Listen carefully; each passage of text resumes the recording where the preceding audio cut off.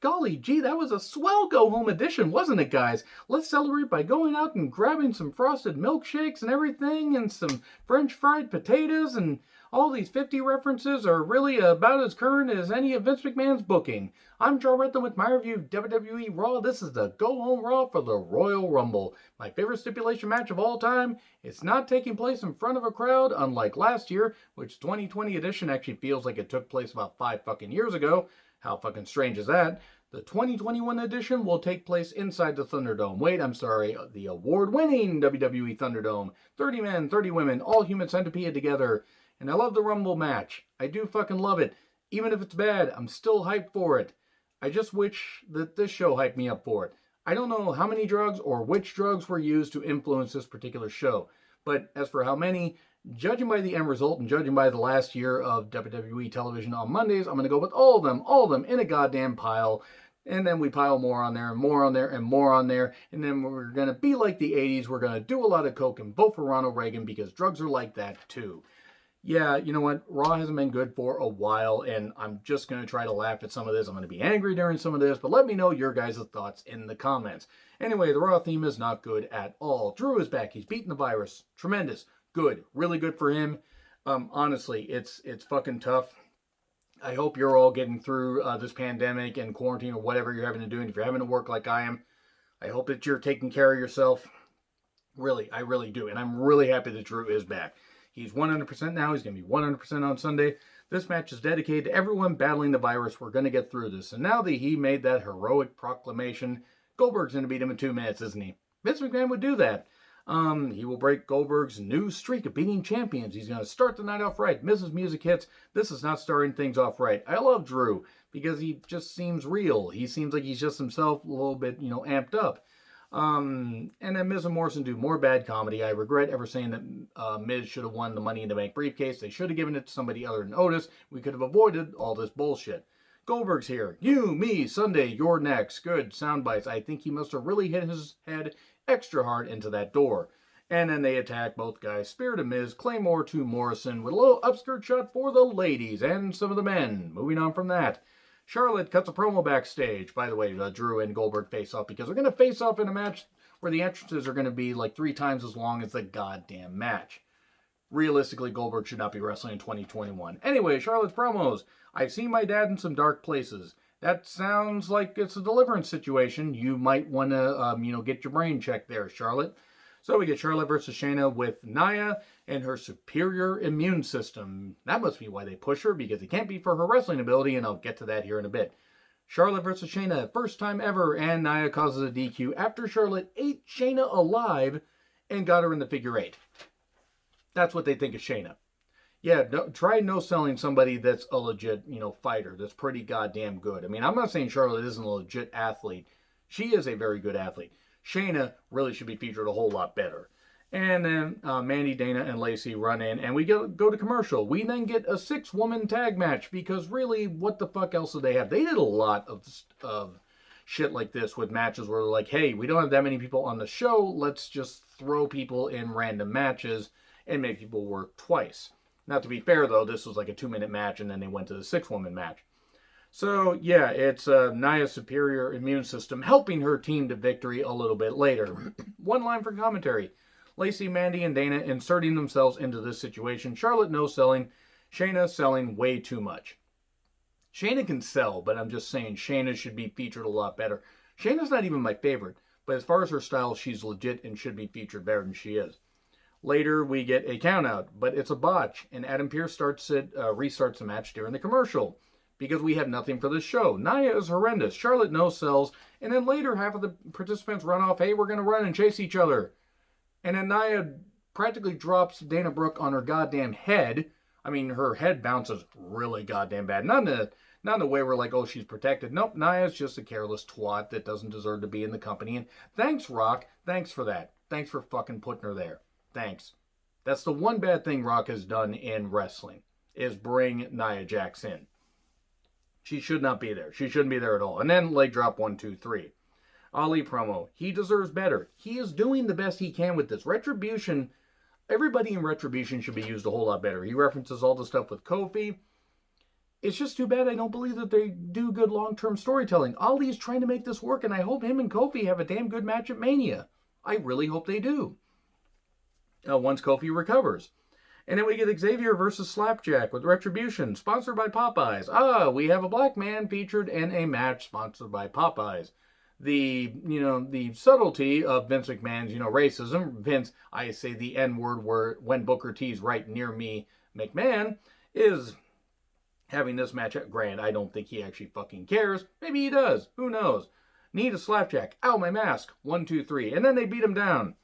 And he says, you talk about being the king of the ring, Xavier, but you look like a pheasant to me. Wait, a peasant? But you know what? Xavier looking like a pheasant would actually be a whole lot better. He would do that because he would dress in a whole bunch of costumes because Xavier is just that wild and that crazy. Ali is going to replace Kofi in the Rumble. There are a bunch of spots left open. Why is Ali specifically replacing Kofi? Why is this happening? Whatever. It is what it is. Truth and Riddle. Talking about 24 carats. I don't know what the fuck this is on about. Who is Bad Bunny? Who's Bad Bunny? I'm not even knocking this artist, apparent music art. I have no idea who they are.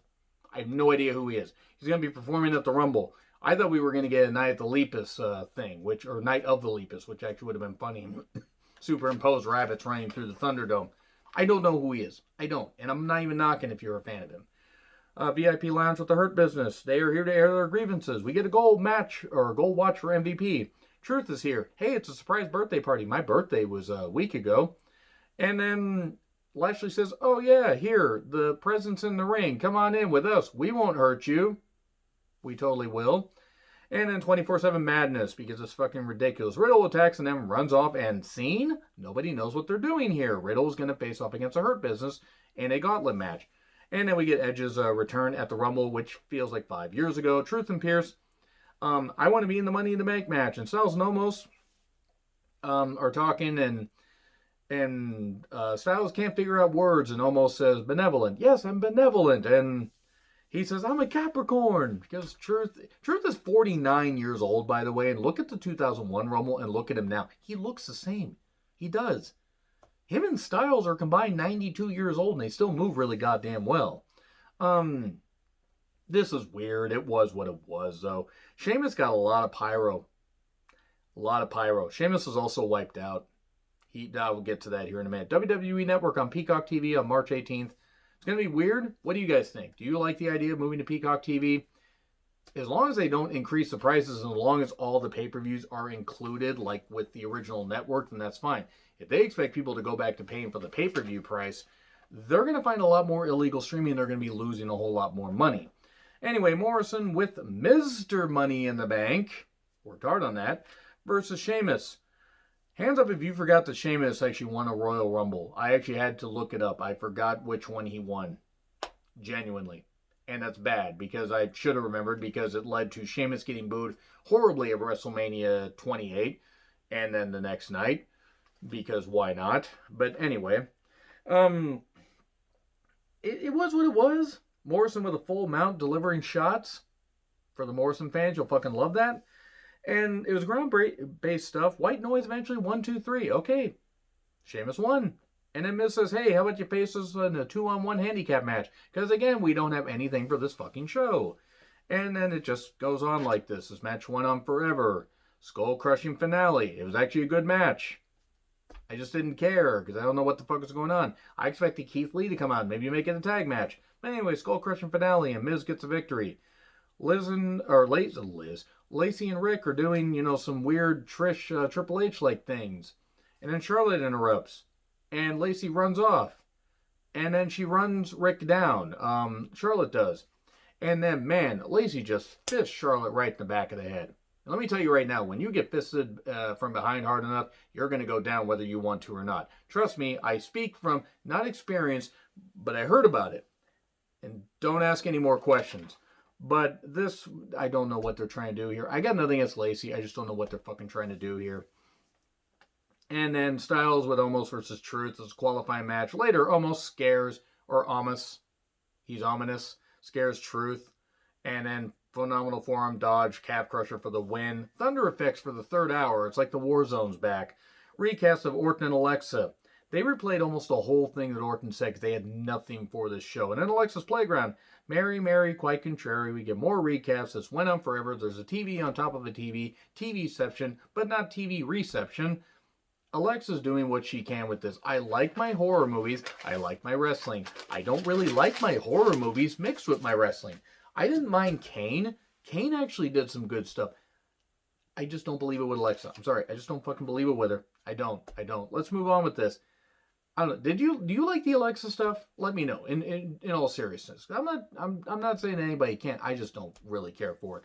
Gauntlet match. I'm gonna be very frank here about Riddle, which is gonna be weird because my name isn't Frank. It never has been. Riddle was a very good athlete, and whether he did or didn't do what actually is going on, that whole court case, he still creeps me out, and I really don't want to see him in any matches. He takes on the Hurt Business. He faces Shelton. Cedric ends up accidentally distracting while Shelton has Riddle rolled up. And then the dreaded roll-up, 1, 2, 3. And then MVP gets in and taps him 5 seconds to a knee bar.